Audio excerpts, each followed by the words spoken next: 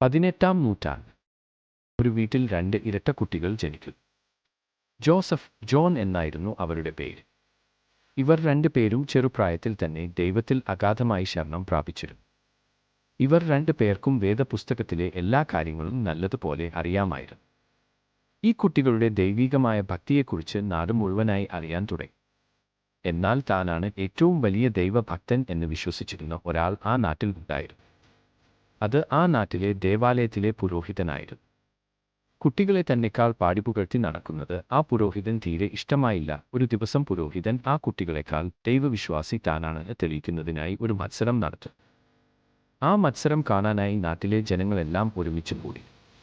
എന്നാൽ ആ മത്സരത്തിൽ പുരോഹിതൻ തോൽക്കുകയും കുട്ടികൾ വിജയിക്കുകയും ചെയ്തു. നീ ഒരു പുരോഹിതനാണോ എന്നെല്ലാം ചോദിച്ചുകൊണ്ട് നാട്ടുകാർ എല്ലാവരും പുരോഹിതനെ കളിയാക്കുവാനായി തുടങ്ങി. അന്ന് രാത്രി എല്ലാ ജനങ്ങളുടെയും കളിയാക്കലുകൾ ഏറ്റുവാങ്ങിയ പുരോഹിതൻ ഇനി ഞാൻ ഒരു ദൈവവിശ്വാസി ആയിരിക്കാൻ യോഗ്യൻ അല്ലെന്ന് പറഞ്ഞ് അവിടുത്തെ ദേവാലയത്തിൽ തന്നെ ആത്മഹത്യ ചെയ്തു. കുറച്ചു വർഷങ്ങൾക്ക് ശേഷം